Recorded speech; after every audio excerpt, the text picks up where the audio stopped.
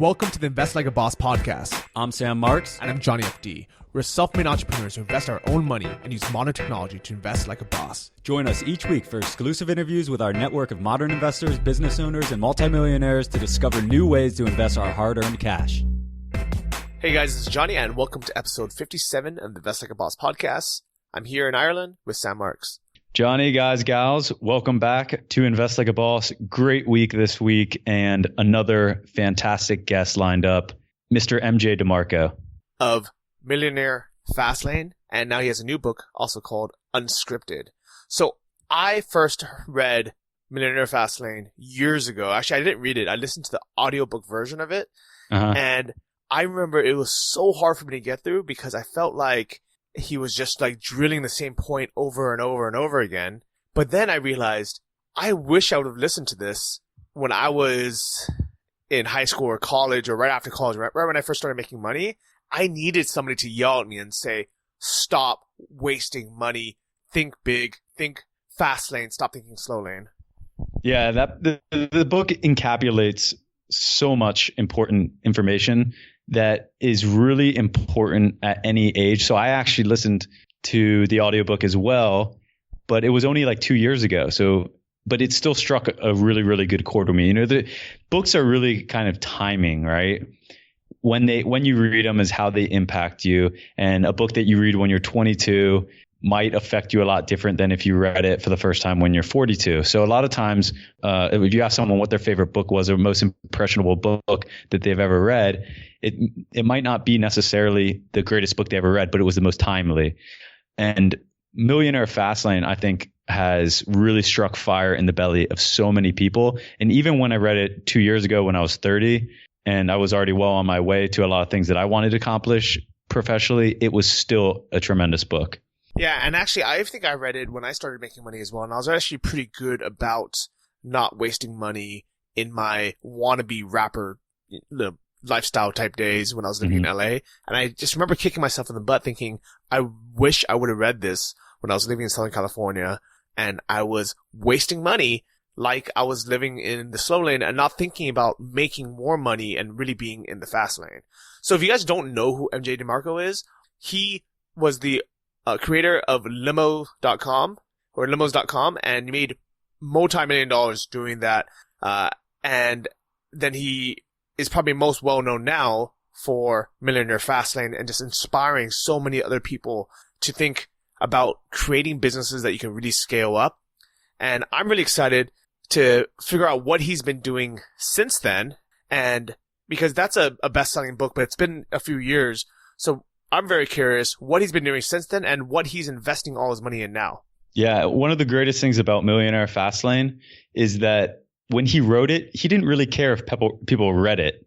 He wanted, of course, make something that was useful and that people liked, but it wasn't a financial decision at that point. He had already made more money than he needed to retire and was very successful at that point. He even says it in the book that one of the great things with being in the fast lane and creating that type of wealth is I can write this book out of the pure joy of my heart, not because I'm dependent on people reading it so that I can survive off my royalties. So I love the book. I'm very much looking forward to reading the new book. I actually just ordered on Amazon. And like you said, I'm really looking forward to seeing how MJ lives now, how he invests his money, and how he continues to build wealth. Well, let's take a listen. Here's MJ DeMarco. Everybody, we're back. MJ, welcome to the show. Hey, Sam. Thanks for having me, man. Appreciate it. This is going to be great. So this is a super highly anticipated episode with a lot of our listeners. Your book, Millionaire Fastlane, has put fire in the belly of so many people out there. So just wanted to start by first saying thank you for writing it, because we all know that you were very successful before writing the book. So I'm sure it wasn't a purely financial decision. But at what point did you decide that you were going to write a book and decide on the topic Millionaire Fastlane? Well, I've always wanted to write a book on success, wealth, and, independence. I always felt I had the formula for creating wealth and, being financially free, being financially independent, young as opposed to old, in your 60s or something. But my results did not match what I thought I knew. So what we see a lot of today is a lot of people write books on how to be a millionaire or how to be a multimillionaire, and yet they're not multimillionaires. So I definitely did not want to be one of those people who are writing books on how to get wealthy, and yet they're not wealthy. So I always knew I wanted to write the book, but it took me obviously some time before my results could back up what I was writing. Makes a lot of sense. And I read your book and I also listened to an audio. And when I was listening to an audio, I was thinking, this is the perfect voice for this book. I just loved it. And then when we got on the phone, I'm like, wow, it was actually MJ that did the audio for that book as well. Yeah. And that, I'm very passionate about the subject. Some people take offense to my tone or my attitude in the book, but that's really me yelling at my younger self. That's what I always try to explain to people, is the book was written to me as a 20-year-old, and it's me yelling at my younger self, which is why it sometimes comes across as little tears to some people. I love that. And we know from your book that you moved out to Arizona, and it was a great decision. And it seems like you're out there right now. I believe you're on Arizona time. Have you continued to live out there full time? And can you give us an idea of your lifestyle? Have you always been location based, or have you traveled for extended periods of time? I'm not one big on travel. I'm more of I want my life to be a vacation. I want my house to be a resort. So I don't need to, have this urge to, get on a plane and go somewhere exotic, because my life already feels like that. So I've been out here for 20 years, and I still love it as much as I did from the first day I arrived here.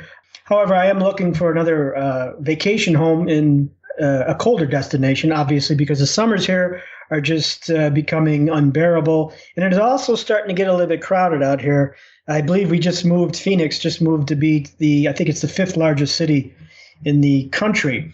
So, being in the, quote, fast lane, gives you a lot of options to say, I'm not going to spend the summer here anymore. I'm just going to move somewhere. I was looking in Colorado Springs as a new location. So it gives you a lot of options to do whatever you want to do. Yeah. You should check out. Have you been out to Tahoe before?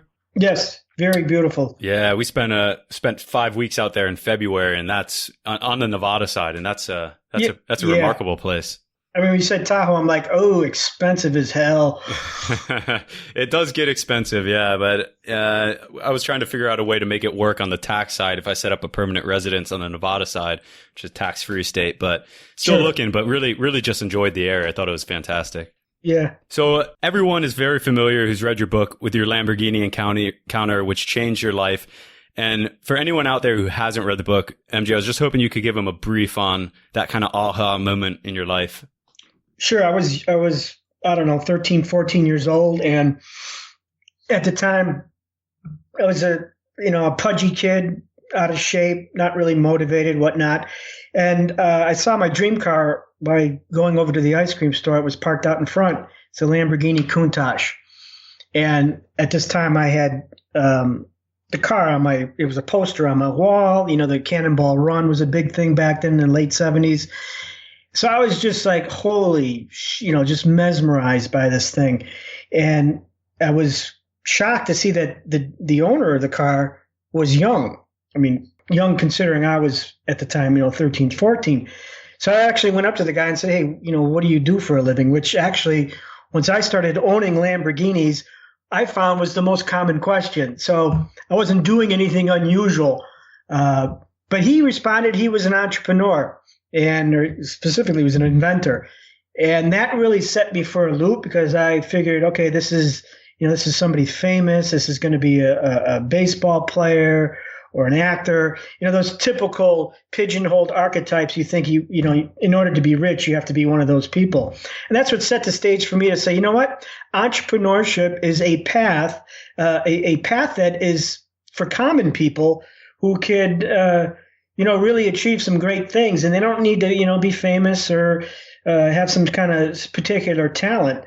So that set me on the path to be an entrepreneur, and it set me on that path very young. Like I said, I was 13 or 14. So it really it planted the seed that grew over time. Yeah.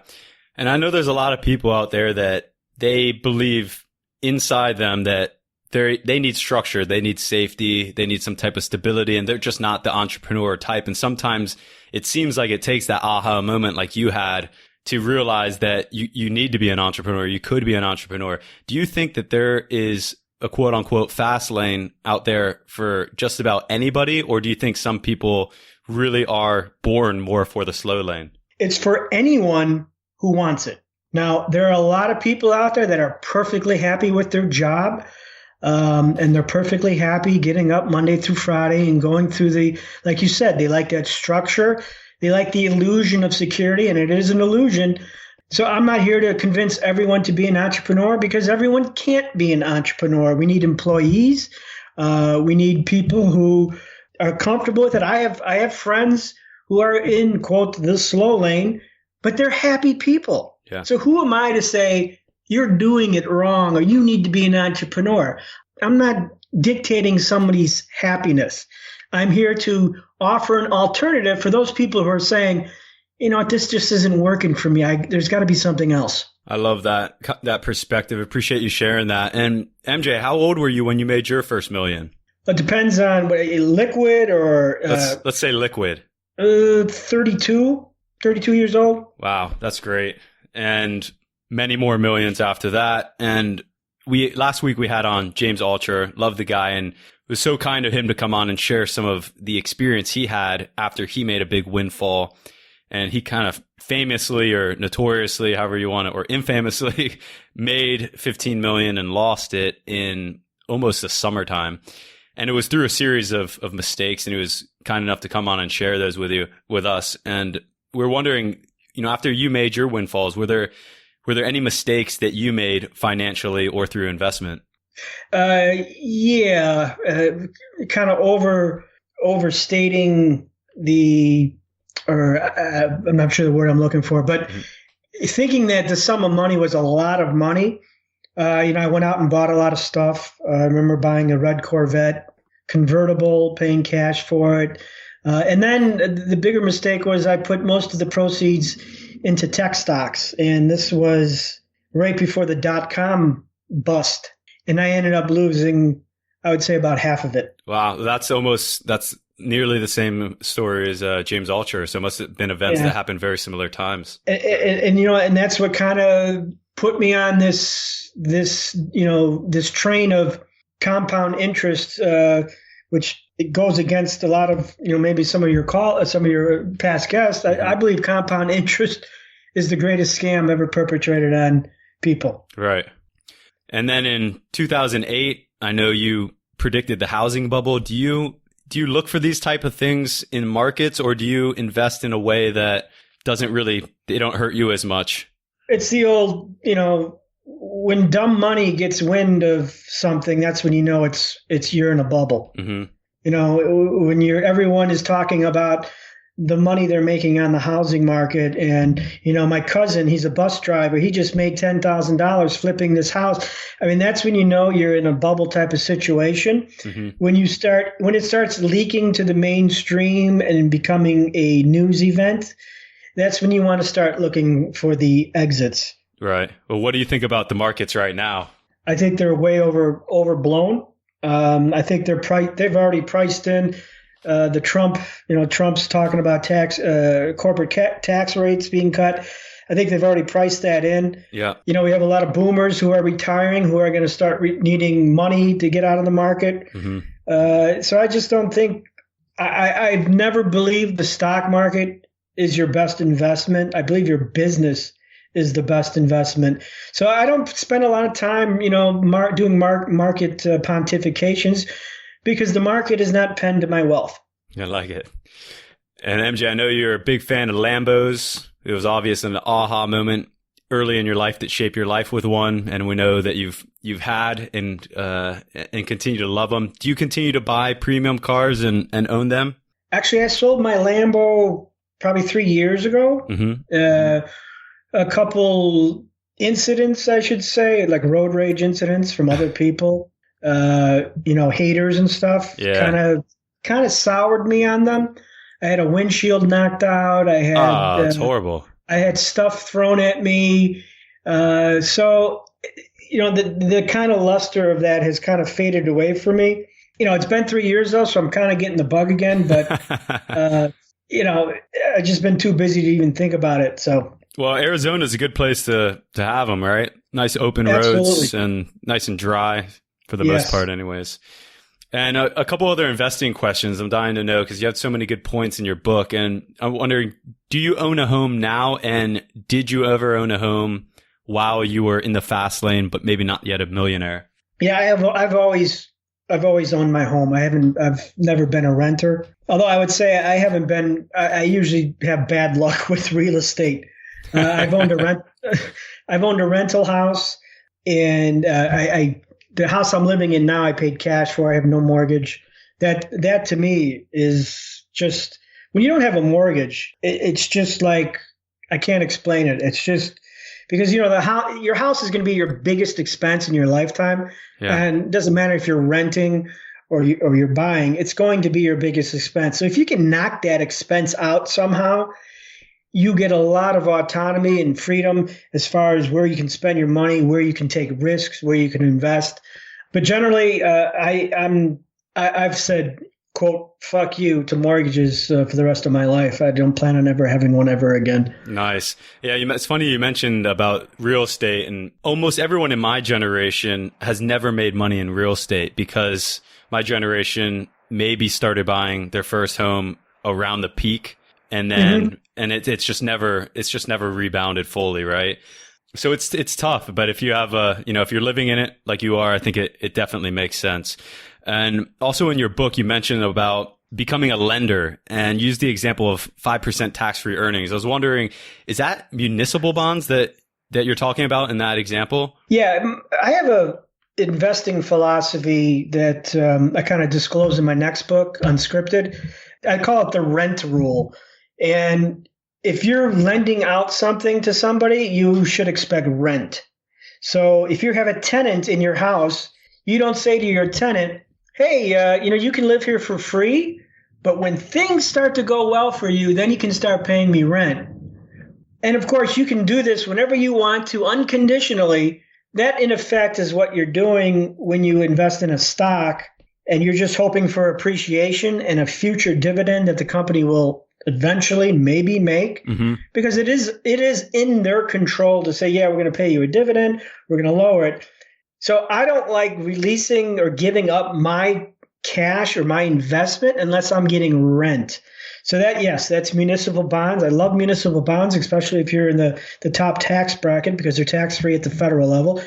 And dividend stocks, anything that you're going to get rent on is what I typically invest in. I'm not one that's to put, like Warren Buffett is to, put millions into Apple and manipulate the market, control the board of directors, try to move things around and get that to appreciate. That's not me. I look at the market not as a wealth creator, but an income generator. And when you buy municipal bonds, you do that through some type of fund, or do you actually buy the individual bonds? I actually like closed-end funds because they trade at a discount or a premium, so you can tend to get a good deal on them if some of them are in the discounted range, trading discount to NAV. Okay, so we definitely have to do an episode on those. We've never really touched municipal bonds as a topic or an episode, but people, especially of higher wealth, seem to love them. So we definitely got to hit on that more. Sure, and another thing about that is typically municipal counties and states have to have balanced budgets, so they're not printing money like our government. And it was cool what you said about dividend paying stocks. Kevin O'Leary of Shark Tank, so he started an ETF called O Shares, and his whole investing philosophy is very similar to yours. He won't buy a stock unless it has a very, very sound track record of paying a dividend, because he's like, 70% of the gains in the market over the last 40 years have been through dividends and dividend appreciation. He's like, I'm not buying a stock unless it's paying me a dividend that I can be, sure of. And I never really thought of that in that way before, but it makes a lot of sense. And compounding on what you said, I can definitely see the value in that approach. Yeah, I mean, and that's why I use a real estate example is, I paid money for this house. I want rent for it. I'm not going to rely on you to say, "Hey, I'm going to give you rent when I feel like it." And what other type of ways have you invested, MJ? You mentioned municipal bonds, dividend paying stocks. You own a property. Is there anything else that makes up kind of your investment portfolio? Yeah, and this may throw some of your listeners off for a loop here. I actually sell options. Wow. Okay. Yeah, and I've actually outlined my investment philosophy on my forum. There's an insider forum, and it's about 2 years long, 3 years long, and about 90 pages long. And I detail how I do it. And I make typically 1 to 10% per month doing that. And it follows a Fastlane formula, because when you sell options, yes, there's some risk, but I outline how the risks aren't very much different than trading a stock or going short on a stock. Mm-hmm. But as a seller of options, you take advantage of time decay, and the fast lane's all about leveraging time as your ally, as opposed to your enemy. So if you have a job, time is your enemy because it needs your time in order to make money. Well, when you sell options, you put time in your corner because that is the only thing we can count on in the market, and that is the time for time to pass. Mm-hmm. So if someone asked me, what is the fast lane of finance? I would say it would be selling options, which makes you the house as opposed to the buyer who is the gambler going into the house looking for the big gains. So it could be a little nerve-wracking, but it is also terribly consistent. Wow. So when did you get into option trading, and how much time do you put into that each week? Oh, not much, maybe 30 minutes a day. And you're it's incredible, the returns. Yeah, and I look at it as it's an insurance company because I'm selling insurance. Mm-hmm. And you have people that are buying from you who are making gambles on various underlyings, and I kind of go into, which things you should be selling on and which things you shouldn't be. Like if I'm saying selling options, I hope no one's going to construe that as, I'm selling biotech options, which is probably the worst thing you can do. Okay. I'm talking about hardline stuff like Caterpillar, Costco, things that aren't going to, Costco is not going to triple in the stock price is not going to triple overnight. And how can people find out more about this? Is this in the new book as well, or is it mostly in your forum or something else? No, this is at the forum on the, there's an insider subscription, and I put that in there. It's about, like I said, it's about 500 pages long of details. It's like your third book. Yeah, that's why I didn't put it in the next book, because it actually is another book. But it's very detailed and very transparent. I list my profits every month, and there's months I lose, and I put that up there. I don't say, I don't typically, when people are talking about this type of stuff, they only post their winners and they shove their losers underneath the rug. I don't do that. If I have a crappy month or something goes wrong, I post it, and that's because that's typically how the market is. 2 steps forward, 1 step back. Well, I know you mentioned in your book that when you first sold your business, I think it was somewhere around 1.2 million, and you realized very quickly that it wasn't enough, and 1.2 goes fast. And I know there was a famous quote from one of the Cash Money rappers back in the day that said, $1 million isn't cool. $1 billion is cool. But yeah, I mean, is there a number in your head that you think is the minimum ideal net wealth that, of course, that you might aspire to be? Maybe you're there or maybe you're not, but I think everyone's got a number in their head of where they would like to get to at some point to really feel like they made it and never really have to worry financially again. Is there a number for you? I believe it's like 10 million, 10, 15 million, but that's going to be different for everyone. Some people can look at 2 million and go, that will do it, or $1 million even. I mean, a passive income on $1 million, you can usually get about 40, 50 grand a year on that. And if you own like I said before, if you own your house free and clear, if I showed you my bill paying count, for my personal expenses, electric bill, this, that, it comes out to about $1,400 a month. Wow. You got to share that with us. But that's what I'm saying. There's not, I mean, I'm debt free. There's no credit cards. There's no car payments. There's no mortgage. I have tax payment on the house, electric, water bill, that kind of stuff. The party credit card, which I pay in full every single month. Mm-hmm. And it comes out to, I don't know, $1,500 a month. And I'm thinking to myself, what is that, $24,000 a year? Mm-hmm. I mean, that's not a lot of money. And I don't live at scarcity suckfest, which is the old happy poor. Oh, you can retire 40 years early, and yet your life sucks ass because you're behind Trader Joe's looking for meat that was thrown away to be tonight's dinner, and you live in a 50 square foot house that has a hole in the ground for a toilet. That's not what I'm talking about. I mean, we want to be free. Mm-hmm. And by free, I'm not talking about you're free to, just do what you want. You want to be able to go to a movie. You want to buy nice stuff. You want to, you want to live rather well. It was so funny. I was just listening to you talk about that, and I felt like I was back in the audiobook. Like the voice and the passion was just right on. It was perfect. And you're living in Arizona. What's the state income tax out there? I believe it's the top rate, I think, is 5%. Okay. So it's not California, at least. No, not California. And I avoid California. I used to go there in the summer, and I feel like as soon as I walk in there, I got somebody in my pocket. I want to go to the bathroom. Well, give us a nickel. Yeah. I used to have an LLC that was a member in California, and the state would not stop bothering me for money. Mm. And I don't even live in the state. It's just because I had my name registered over there in one of as a member. And I was just like, you got to be kidding me. These guys are crazy. I don't know how they survive over there because their producers have a target, have a bullseye on the back of their backs. Yeah, I don't know. I know a lot of them are building houses out in Incline Village, a lot bigger houses than they have in California.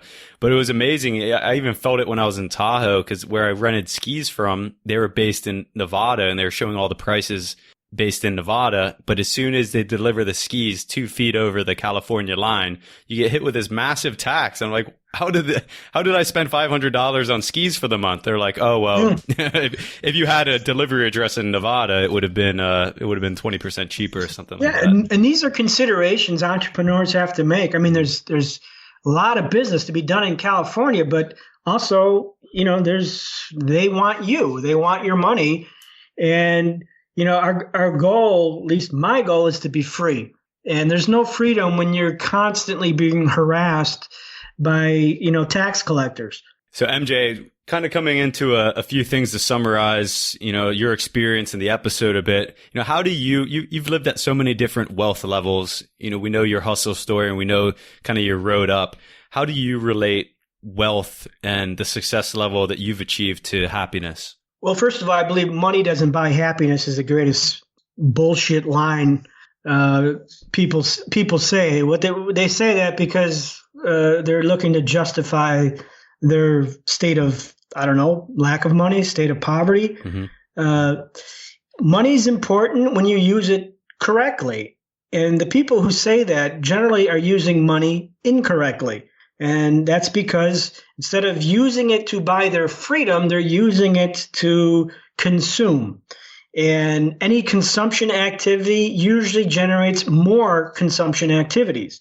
Mm-hmm. So like if I go out and buy a speedboat, sure, that's going to be fun, but that's also going to carry with it more consumption. Insurance, gas, repairs, fuel, boat slips, all these different things. So consumption creates more consumption. So that's why money doesn't create happiness, because people are spending it the wrong way. In my next book, Unscripted, I talk about the keys to happiness, and they've actually studied it, that 50% of your happiness quotient, what makes you happy, comes from autonomy. And autonomy is freedom.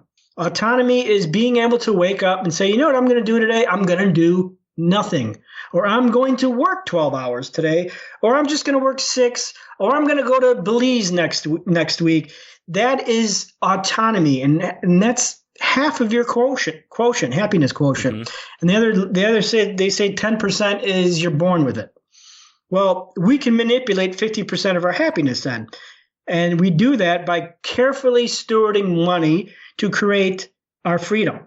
So that's very important to consider. And that's why entrepreneurship is such a powerful career, because it gives us autonomy. And that's also why some jobs have some autonomy. And that's why a lot of people have jobs that they like, because they have a certain level of autonomy within those as well. And going back to the Millionaire Fastlane, for anyone who hasn't read it, and it's very high on our kind of mandatory reading list at Invest Like a Boss, could you kind of sum up just Fastlane versus Slowlane in a nutshell, what it means to you and what people need to consider when they're thinking about this important choice of life? A lot of people work hard, and the problem is not that they're working hard, it's that they're working hard in the wrong system.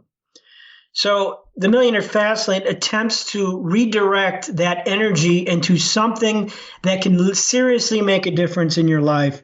And I'm not talking about after 50 years. I'm talking about perhaps after 3 or 4 or 5 years. I've seen transformation after transformation on my forum for people who are putting in a strong effort into the right system. So the Fastlane is that right system, and that is to have a scalable business project that can actually scale and scale your income. The game of wealth is not won on defense. Defense is the slow lane. Defense is waiting for stock market miracles. Defense is, I'm going to save and use coupons. I'm going to cancel the movie channels. I'm going to, you can't pinch a dime from a nickel. So the game is won on offense, and you do that with an explosive income. And when you see, oh my God, I made $30,000 this month, I made $60,000. That's when you start to see, oh my God, there is no limit to what you can make if you are targeting your effort into the right system. And again, so when you're in a job, you can be working hard as you want, hard as all you want, but that system keeps you contained. Your boss is never going to say, man, you really knocked it out the park this month. Here's an extra 30 grand. That's never going to happen. So the fast lane, slow lane, and then the other one, the sidewalk, kind of isolates all these different roads that people take and tries to put you on the right lane so your effort is leveraged and maximized appropriately. I feel like for so many people, it just becomes mindset. It just becomes knowing how big things can scale, especially enabled by technology and the internet. I know going back, I can remember when I got started online, and I was making like $60 a day, and I had a mentor, and he was telling me, you are so small time, you are so small minded. There are people literally doing exactly what you're doing, and they're doing 5,000 times the scale of you each and every single day.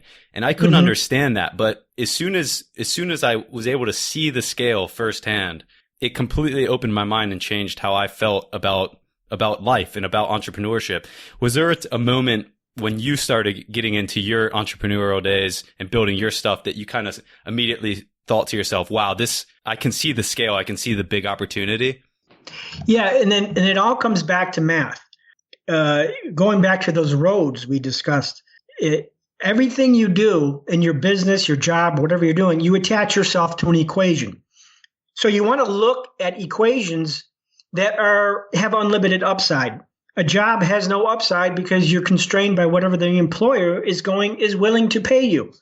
However, in a business, the right business, a sense business is what I call it, you open yourself up to this huge equation with possibilities.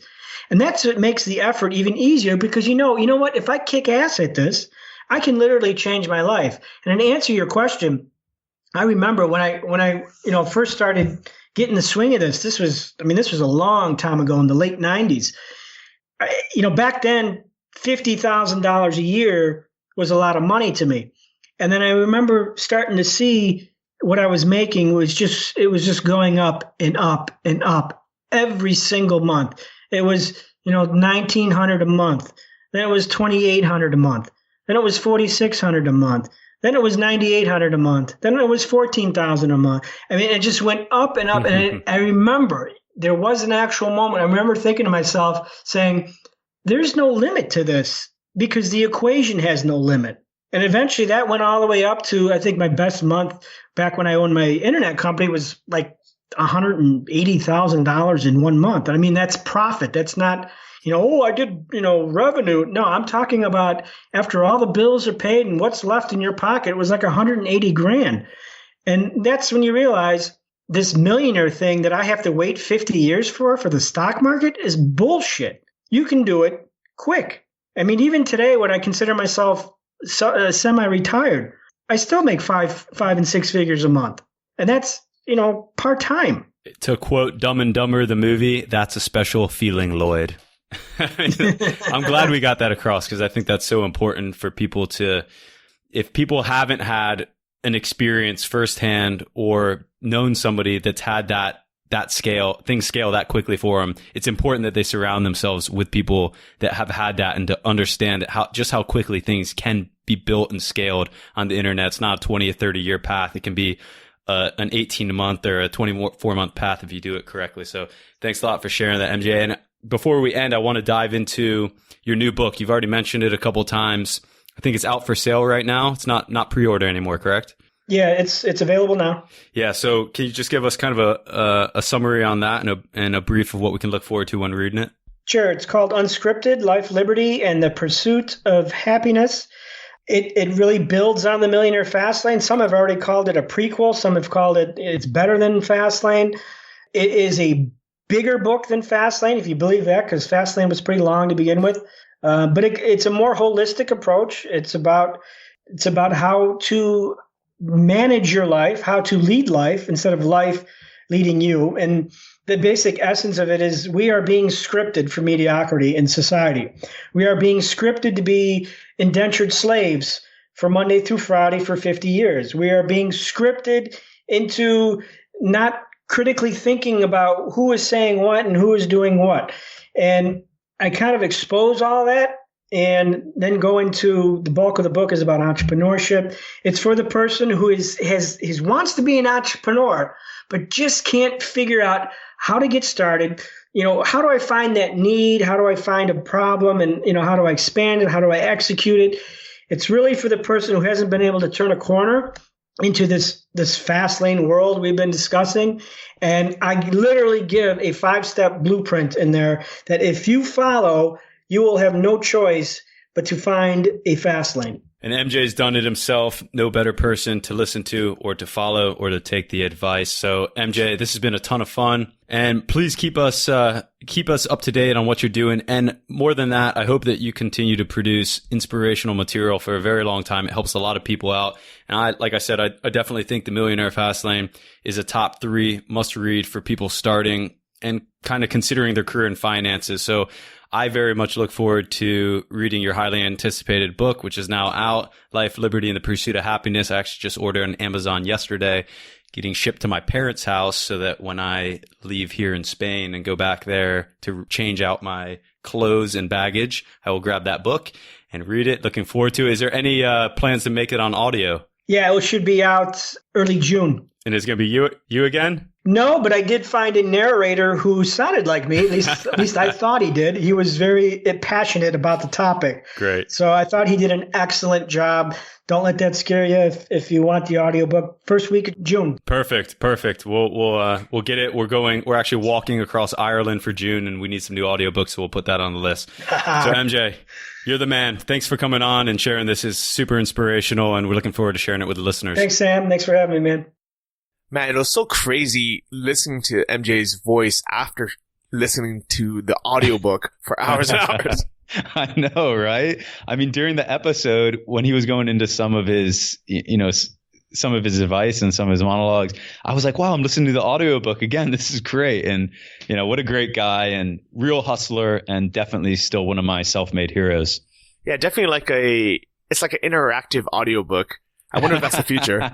Wow, you just spun my head on something. I love it. Well, so we both read Millionaire Fastlane, and I think we both got a lot out of this. Mm-hmm. What out of the actual interview, like, cause I mean, I would think that Millionaire Fastlane, he really laid out everything that was kind of the basics of his philosophy, but what did you really get from this interview and talking to him now? I think that everyone will take away different things from this episode. And like every single episode, I find certain things that are particularly impressionable on me, and everyone finds different things that are particularly impressionable on them. But for this one, it was more about what he was talking about, setting his life up like a vacation. And one thing that I've noticed, especially recently, is that, I mean, you and I have been in Ireland for a couple of weeks, and just getting from Spain to Ireland was like one of the most stressful 2 to 3 day stretches of my entire life. There was a whole British Airways conflict, and I got trapped at the airport for 20 hours, and they lost my luggage for 7 hours. But honestly, I just hate traveling now. I mean, there's certain parts of traveling that I like, but the whole public transit and customs and dealing with airports and the constant checking in and planning, I used to love it, but now I'm so over it. And what I really liked what MJ said, it was super grounding, that he's not huge into travel. He likes setting his life up like a vacation, his house up like a resort, and just feeling free every single day. And, with us walking across Ireland, now that we're not like doing the public transit thing and we're on our own feet every single day, we have the choice every single day of where we're going and, what pace we go. I love it. It feels so free. And I definitely want to start structuring my life a lot more settled, a lot less on the go, and kind of creating a lifestyle that feels much more like a vacation in a couple of places. Yeah, I definitely agree. And actually, remember when I was living in Chiang Mai, Thailand, and I had, we were living in that great condo building where I was on one floor, you're on another floor, and we had a great swimming pool, we had a gym, we had a rooftop garden, we were right next to amazing food. And I would go on vacation or make a visa run somewhere else, and whatever hotel room I would stay in, I'm like, you know what? My place is so much better. Like, it's like being in a hotel suite, because I have somebody come in, clean my house every single week. Food is either delivered or just down the street. I have like a nice pool. And I just thought, I've set up my life to be exactly what I want it to be, where I don't even need to look forward to vacation anymore.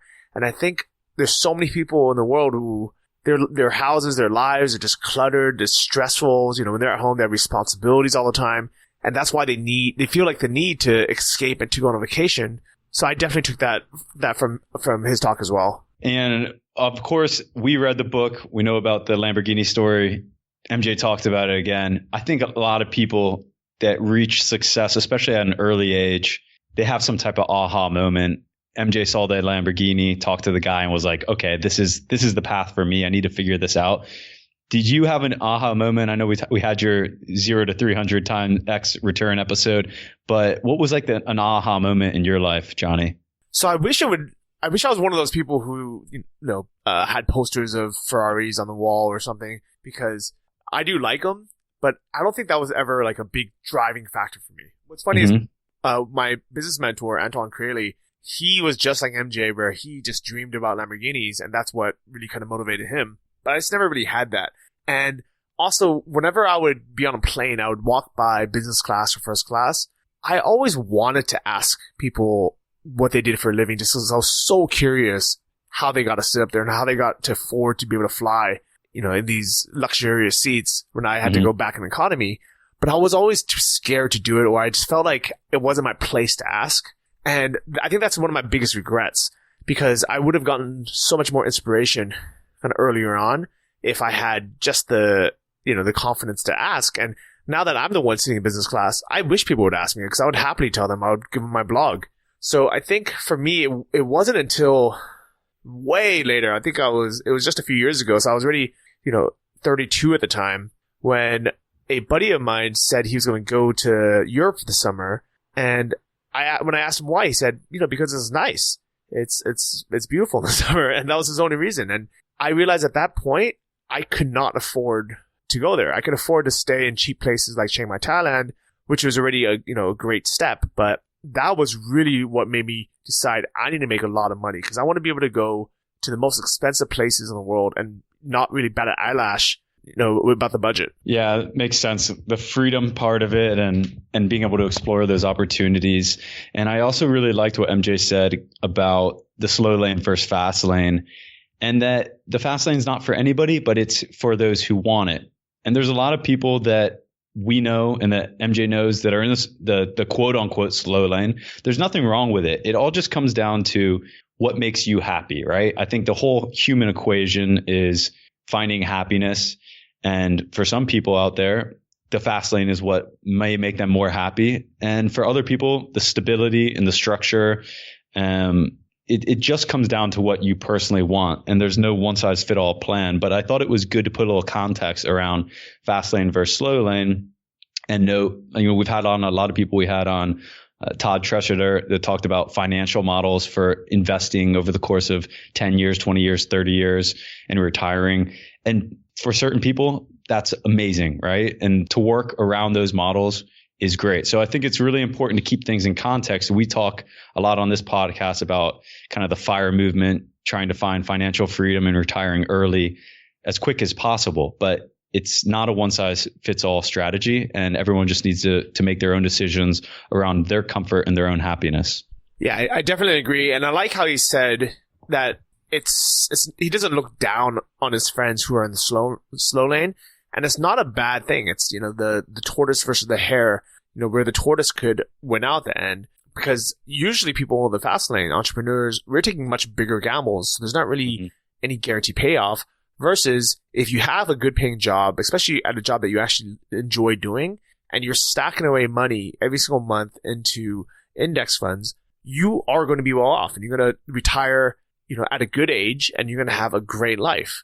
But if you aren't happy doing that, or you strive for something different, or you're willing to take that gamble, that is when the fast lane kicks in. And I love having that as an option. My good friend and previous business partner created this business, and in 3 years, he's in the third year now. He's put almost every penny that he's ever made, reinvested back into business. Is now doing almost $7 million a month. Massive business, one of the best-selling beauty products in the world right now. And he's texting me today while I'm in, I was out for a couple pints in Ireland after the walk today, and he's texting me, "I'm so depressed. I can't be locked in this office anymore. I've reinvested everything." I'm just literally reading you some of the text messages he sent me. He's got a business that's potentially worth a couple $100 million. And this guy looks like he's aged 10 years in 3, and he feels like a slave to the business.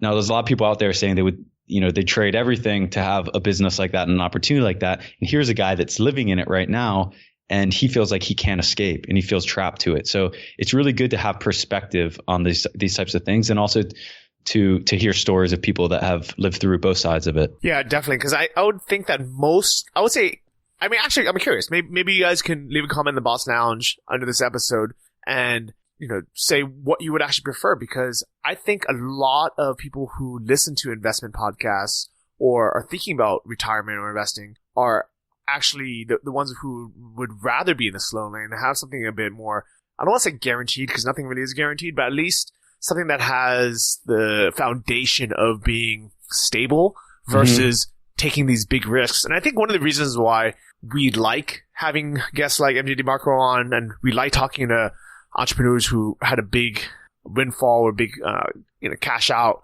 when they're selling their business, is because first, it's exciting, and I think that's kind of in both your and my personality, where it's one of those, like, it's just fun to talk about. But in reality, the way we actually invest in the slow lane, and we're both, most of our money is in index funds. It is, and and you know what? It's exciting to hear about these people, because it's just not common, right?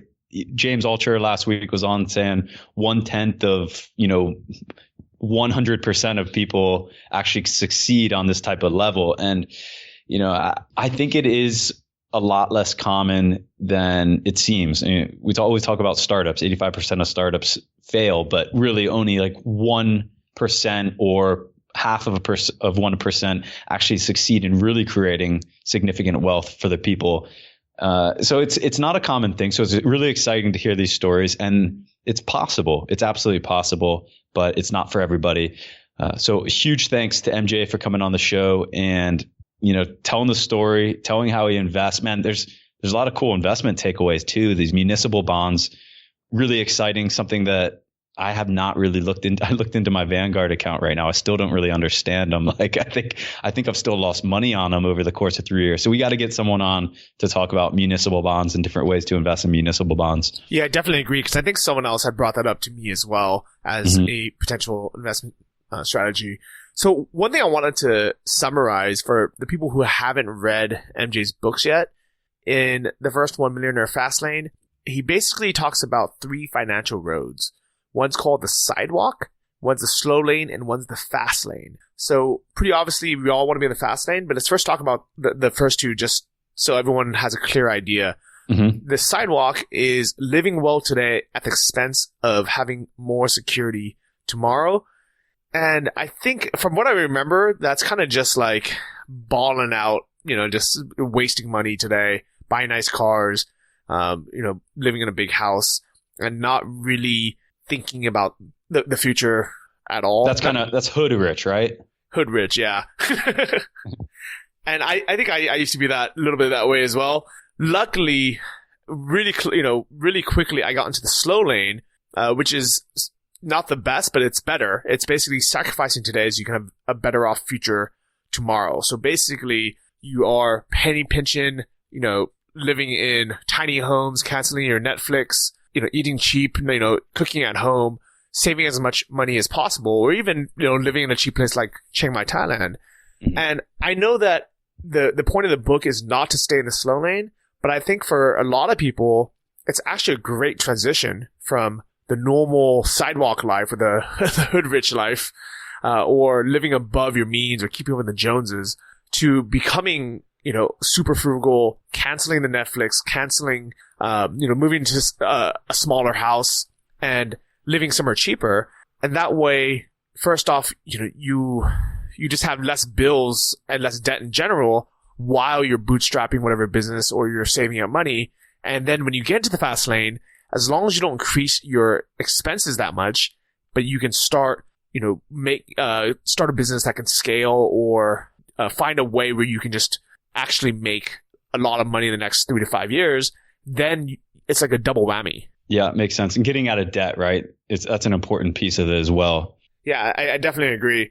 So if you guys haven't read the book, and especially if you guys don't have that many savings, or you feel like maybe you are trying to live hood rich, or that you are just focusing all your effort on saving money instead of making more money, definitely read The Millionaire Fastlane. That's his first book. And while you're at it, you might as well order his new book, Unscripted. I haven't had a chance to read it yet, but I skimmed through the first couple chapters, and I have a feeling this one's gonna be a hit as well. That's awesome. Yeah, I ordered it. Unfortunately, I got it delivered to Florida. I'm not going back for probably until Christmas. So I'm waiting for it to come out in audio, and then it's going to be part of my Ireland walk. Hopefully it's out in time. Yeah. So that is pretty crazy that we are both in Ireland while living the Fastlane life. Big thank you to MJ DeMarco for coming on the show. Oh, and we have a surprise, don't we? We have a couple giveaways. Yeah. So MJ wants to get this book in as many people's hands as possible. So all you guys have to do is share this episode, and Sam and I will pick 2 random people. So what you want to do is share it with your friends or whatever it is, but just tag us. Tag our Facebook, which is Invest Like a Boss, or tag us on Twitter or wherever you share, and we'll scour the web. We'll look around and we'll pick 2 random people, and we'll send you a free copy. Actually, MJ is going to send a free book. So it'll be coming directly for him. Directly from MJ himself in Arizona, right to your doorstep. I love that. But you have to be in the U.S. That was the one condition. Sorry, guys. Oh, no. Okay. Sorry, guys. Sorry to all of our international listeners. But you guys can share it anyways if you guys enjoyed this episode and you've gotten a lot of value out of it. Also, big thank you to everyone who's been leaving these amazing 5-star reviews of the podcast. You guys are the reason why we're able to get these big name guests like MJ DeMarco, and last week, James Altucher. So who knows who we're going to get next. If you like the show, please take a minute and leave a review on iTunes. If you don't use a MacBook or an iPhone, just leave a review anywhere, or just share it. Just tell your friends, help us grow, and we appreciate you guys more than you know. Thank you guys. See you all next week. Bye-bye. Thanks for listening to the Invest Like a Boss podcast. Join our mailing list at investlikeaboss.com to get exclusive access to our insider investment folios and our private members forum. If you enjoyed this episode, please subscribe on iTunes or your favorite podcast app. Tell your friends and leave us a review in the iTunes store. It helps more than you know. See you guys next week.